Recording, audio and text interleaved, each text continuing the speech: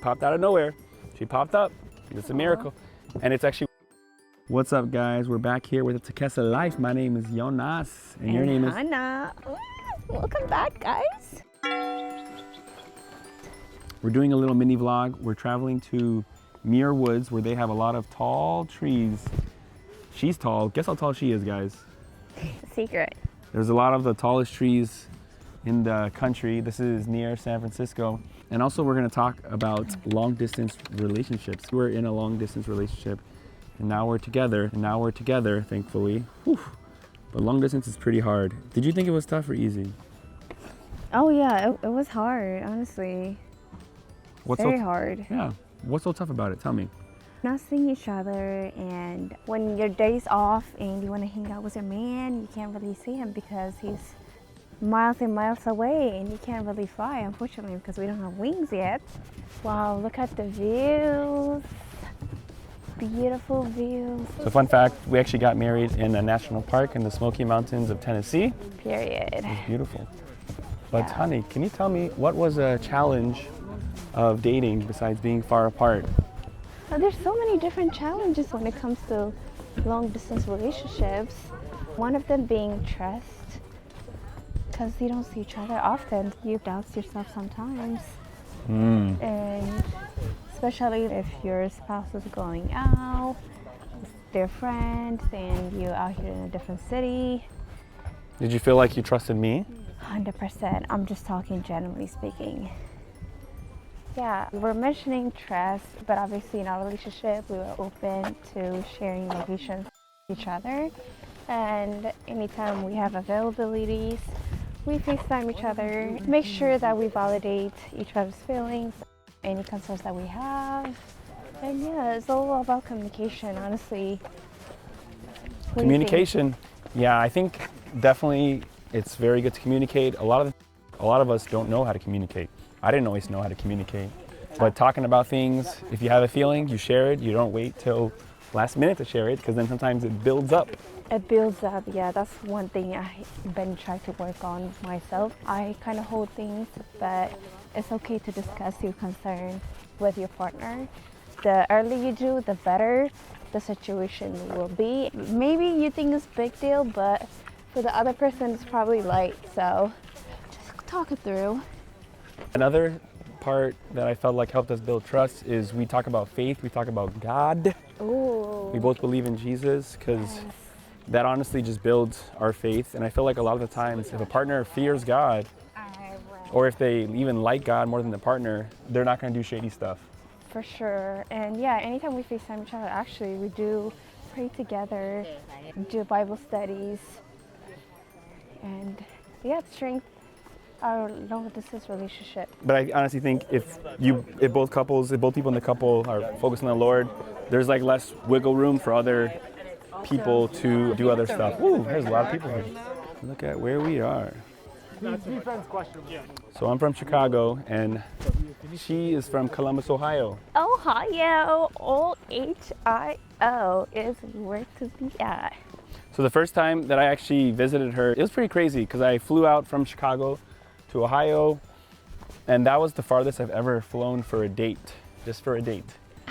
And it kind of put some pressure on me I put pressure on myself as well as to make sure it turns out well.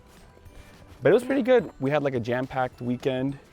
We had picnics. We went to a park and we walked around. I was hesitant. I've never met this person, so I was like, I don't know him. I only know him through online, so I was hesitant. We did meet online. We didn't mention that, but we met online. We met online. I was like, oh, what if he thinks I'm catfishing him? Because he only sees my IG posts. Yeah, she actually was a reverse catfish. So a catfish is when someone looks worse than they are in person. She honestly looked better in person, which that was pretty nice. It was a reverse catfish. But yes, she was a reverse catfish, so it was a good time. But one thing that I felt like was helpful is on our second date, I literally asked her 60 questions. It was, I think, about 60, 70 questions. And we had a picnic and I talked about a lot of deeper stuff. Oh, yeah. Maybe we could share those on the next video if you guys want. Let us know under the comment if you guys want that. It was very helpful. But those questions took how many hours? It probably was like 5-6 hours. Yeah, he grilled me through those questions the whole freaking 6 hours. Grilled her like a barbecue steak, like a steak kebab. Yeah, literally. But yeah, it's good to ask questions before you tie the knot, before you get married, before you get engaged, because eventually the stuff's gonna pop up in a marriage or relationship. So we talked about a lot of stuff. It's finances, past relationships, past traumas. Traumas, yeah, past traumas. Family expectations, our cultural Financials. backgrounds. Yeah. Even though we're from the same area, we're actually from different countries. I'm from Eritrea, she's from Ethiopia, and they're right next to each other on the east side of Africa. But there are subtle differences. Yeah.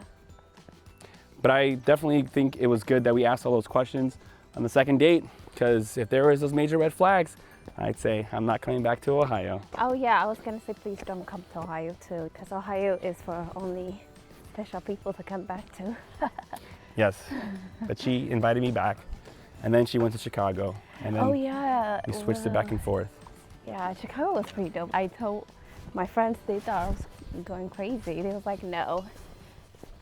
But I was like, But I'm truly thankful that our relationship's going extremely well, and I think that kind of happened for different reasons. One, I think she's just a good woman, and she's not just doing shady stuff. She has a nice, gentle spirit, oh, which is so good. does he does the same thing too. And main goal is basically we center our relationship. God is always the center of our relationship. That is the main reason. We both were healed and we were ready to settle down. Yeah. We were not playing around. That's another thing. Yeah, but I wasn't always like that. There was a time I was just messing around with other people. I really didn't have any strong direction, and I kind of tried to do it my way. And then eventually I'm like, all right, God, I'm gonna trust you. I'm gonna give up my ways. And then when I did that, when I seeked out the Lord, I kid you not, she popped out of nowhere. She popped up. It's a miracle. And it's actually working out extremely well since then. There's a verse, Matthew 6:33, it says, seek the kingdom of God first and all these things will be added. So I literally take that face value.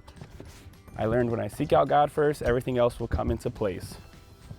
Because I used to be like anxious, and I think a lot of people are anxious about relationships. There's a lot of pressures Yeah, lots of to pressure. have it figured out. Honestly, because as you grow a little older, your family, your parents, they want to see the grandbabies and everything. And with our society, they will put a lot of pressure on you. So it's okay if you're not ready. Marriage is not for everybody. But yeah, very grateful. Whatever happened for both of us, we're happy. It turned out pretty well. Thanks for following us, guys. We are just wrapping up. We're still doing the hike, but that's all for today. We hope you guys learned something. If you have any questions or if you have any comments, feel free to share. Make sure to like and subscribe. Until next time.